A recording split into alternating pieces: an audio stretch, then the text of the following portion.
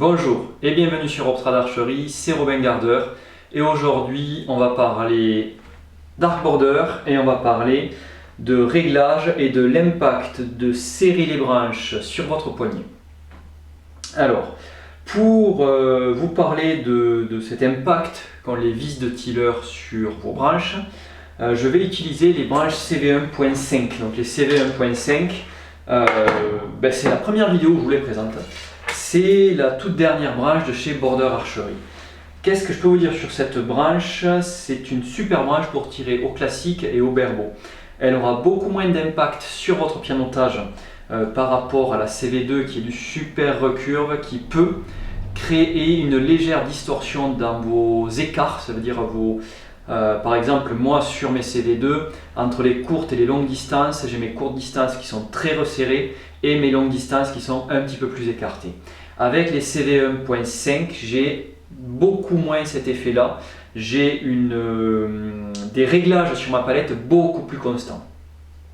Alors ça vient peut-être d'un rebond de flèche, ça vient peut-être d'un ajustement de tiller, il faut que je gratte aussi, mais la chose que j'ai vue c'est que la CV1.5 est beaucoup plus facile à régler. On est aussi sur une branche extrêmement linéaire au niveau de la traction. On est toujours aux alentours des 2 livres par pouce, aux alentours de 28 pouces d'allonge. Par contre, on va avoir une sensation beaucoup plus constante sur la traction. On a moins de charge en départ et la charge va être beaucoup plus progressive. Donc c'est une branche qui va beaucoup plaire aux tireurs classiques et qui sont habitués à tirer du win-win ou du Hoyt ou des branches UK. Voilà, vous allez avoir quelque chose en étant du super recurve, parce qu'on est beaucoup plus recourbé qu'une branche Hoyt ou win-win.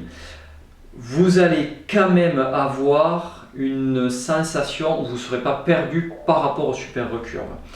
Personnellement, moi en super recurve, j'ai commencé avec les CV2. Là, je suis en train de passer sur les CV5 et je vous prévois très bientôt une vidéo sur les CV5. Mais cette branche-là est déjà une très belle introduction aux technologies développées par Border Archery. Donc, je vous ai assez parlé de cette paire de branches-là.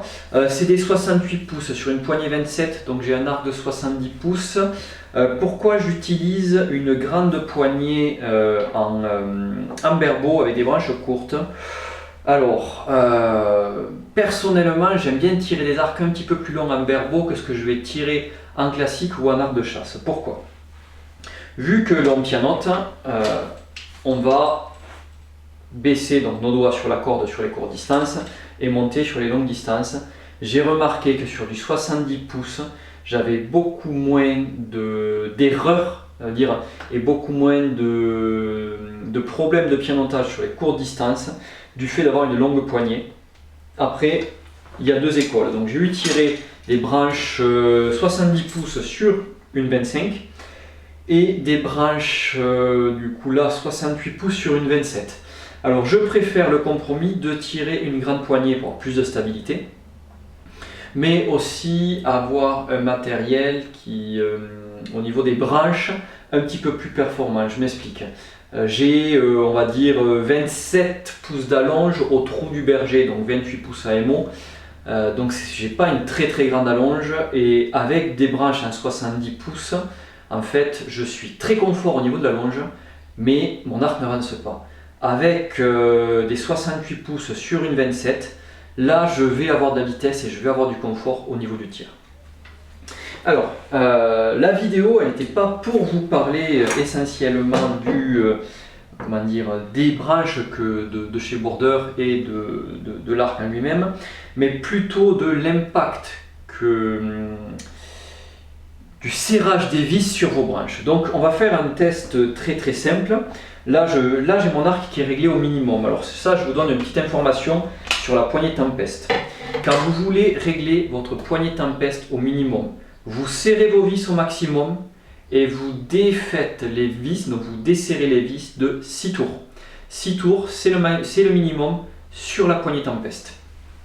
C'est assez simple, vous desserrez 6 tours, c'est réglé. Alors, ce que je vais faire, donc là je suis au minimum et je vais peser les branches à mon allonge. Alors, Je pense que je devrais, donc vu que j'ai un 28 AMO, donc ça veut dire que je suis à 27 au trou du repose-flèche. Donc un pouce de plus, voilà, vous rajoutez un pouce par rapport à ça. Je devrais être, vu que ma poignée est une 27, à peine moins de 35 livres, parce que mes branches sont données pour 35 livres sur une poignée de 68 pouces. Poignée de 25 pouces, pardon. Donc pour ça, très simple, vous avez l'habitude, je mets un élastique ou une épingle à linge sur ma flèche d'allonge à mon allonge, et je vais venir en contact avec mon berger bouton. Allez, c'est parti. Voilà. Donc là, je suis à 34,8. Donc 34,8 pour des 35 livres. Il y a toujours une tolérance sur les branches. On est pas mal, sachant que sur une poignée 27. Alors, ce qu'il faut savoir sur les poignées border, comme on est sur des poignées déflex et que le déflex évolue en fonction de la longueur de la poignée, on va avoir très peu d'écart entre une 27 et une 25, ou entre une 25 et une 23, ou une 21 et une 23. C'est un petit peu l'avantage chez Border Archery, c'est cette constance dans les différents produits. Sachant que la poignée Tempest existe de 27 à 17 pouces.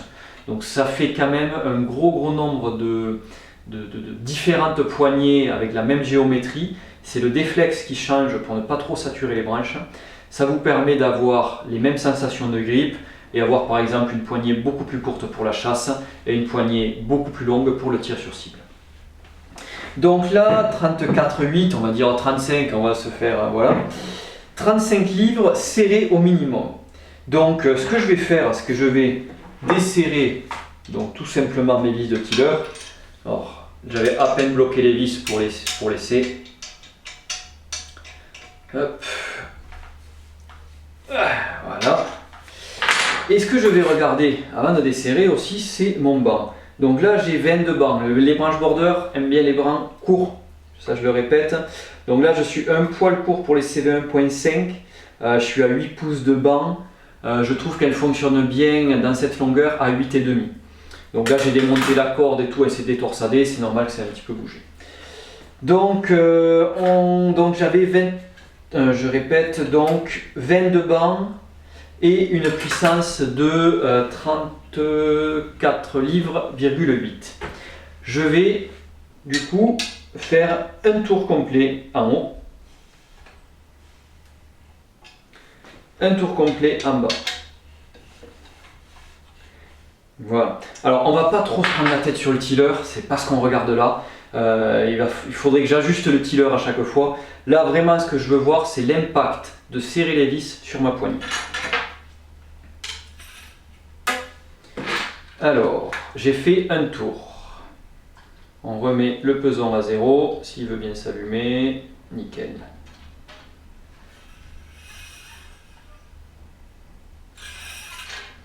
Donc là, un tour, je suis à 35,8. Donc un tour de serrage, 1 livre. Ok. On continue, on voit si c'est constant.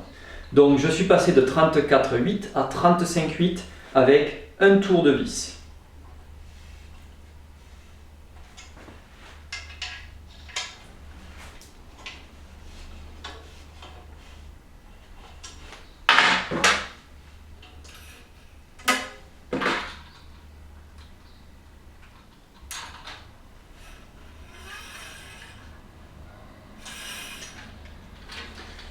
Donc là, je suis passé à 36,4, je vais repeser. Je ne vais peut-être pas aller complètement à fond. Voilà.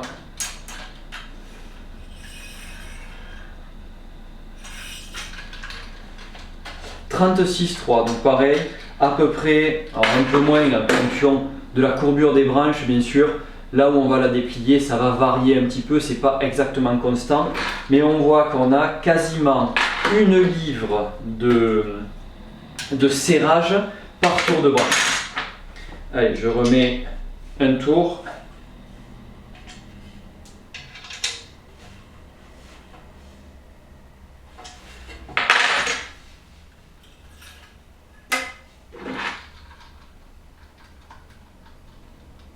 Donc là, on est à 3 tours de serrage de branche.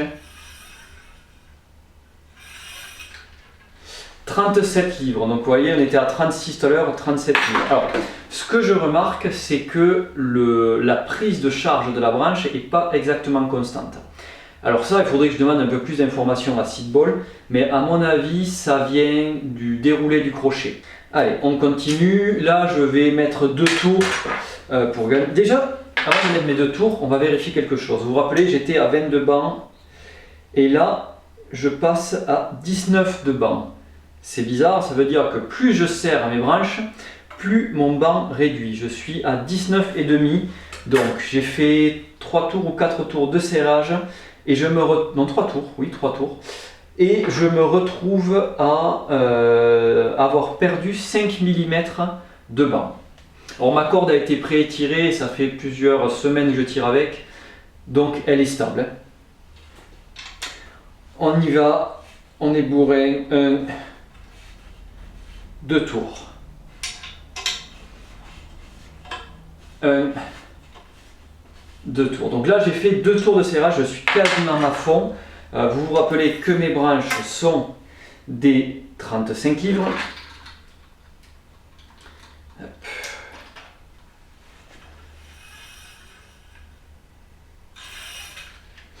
Donc là, je suis à 39 livres. Donc j'ai fait 2 tours, je suis passé de 37 à 39, donc 2 livres.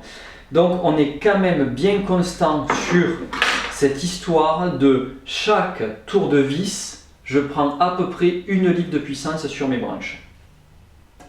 Allez, on va les mettre à fond. Donc là on y va. Alors au niveau du tiller, je serai sûrement aux fraises. Un tour. Voilà, là je suis à fond ici. Alors voilà, c'est vraiment, voilà, là je suis à fond des deux côtés et on va regarder.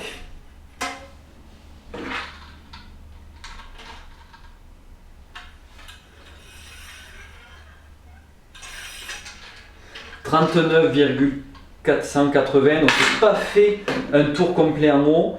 On a pris 0,5 livres, donc 0,5 quart de tour à peu près, j'ai fait les deux côtés. Donc ce qui correspond bien à 1 livre par tour de...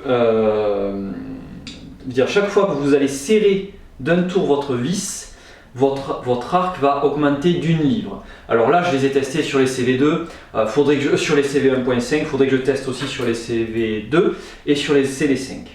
Et mon banc est passé à 18,5. Alors, ça veut dire que ma longueur de branche change. Plus je vais serrer ma branche, plus je vais mettre de la contrainte ici, plus je vais ramener mon crochet, plus mon banc va se réduire. Du coup, plus je vais ouvrir mes vis, plus mon banc va augmenter. Ce qui veut dire que je précharge énormément la branche. Donc, si je pars sur cette théorie-là, plus je vais serrer mon arc, plus je vais réduire sa plage d'allonge. Ça veut dire que si vous commandez des branches pas assez puissantes, et que vous vous dites, eh bien, je vais les serrer à fond, et vous êtes déjà à votre allonge presque au maximum de la puissance des branches, vous risquez d'abîmer vos branches. Pourquoi? C'est que là, mes branches sont faites pour du 28,5, 29 d'allonge. Donc elles sont un poil longues pour moi, mais c'est ce que j'aime tirer. Mais si je les serre à fond, je me retrouve avec une branche qui est faite pour 28 d'allonge. C'est comme si j'avais réduit de 2 pouces la grandeur de ma poignée. Je vous explique. Si j'augmente de 2 livres la puissance de mes branches, donc 2 livres, ça va correspondre à peu près à une tranche de poignée. Ça veut dire que je passe de 25 par exemple à 23, de 2 pouces. Ça veut dire que là j'ai augmenté de 35 et quelques à on va dire 39 livres, 40 livres. Donc 4 livres. 4 livres, on a vu, on sait que ça correspond 2 livres par pouce de prise d'allonge. Ça veut dire que 1 pouce d'allonge égale 2 livres. Si 1 pouce d'allonge égale 2 livres et que en serrant mes branches à fond, j'augmente de 4 livres, c'est comme si j'avais augmenté mon allonge de 2 pouces. 2 pouces, c'est énorme. Ça veut dire que je passe de 28 à 30 pouces d'allonge. Alors imaginez mes branches qui sont faites pour tirer à 28 pouces d'allonge. Si je les amène à 30 pouces d'allonge, qu'est-ce qui se passe? Je vais au-delà de la capacité des branches. Alors je ne sais pas si cette vidéo était très claire pour vous, mais c'est pour vous sensibiliser à la géométrie de vos branches. Moi je trouve que sur une poignée border, branche border ou une branche border classiquement, elle fonctionne bien à partir du moment où on est à moitié serrage des vis. Ça veut dire là je suis à 35 livres au minimum. Mes branches fonctionnent bien aux alentours des 37-38. 37-38, c'est le minimum, c'est le réglage moyen de mes vis et c'est là où mes branches fonctionnent bien. Et ça correspond aussi à ma plage d'allonge. Ça veut dire que plus je vais serrer mes branches, plus je vais ramener le crochet de ma branche. Gardez toujours en tête que quand vous êtes à l'allonge avec vos branches border, votre poupée doit être perpendiculaire au sol. Cherchez pas plus, perpendiculaire au sol. Là, donc mes branches sont serrées à fond. Alors, je suis un petit peu embêté parce qu'il faut que je me mette à genoux. Mais si j'arme l'arc, je vois que je passe la perpendiculaire. Maintenant, je vais desserrer mes vis. Je sais pas où c'est. Donc, 6 tours, on va lever 3 tours. 1, 2, 3.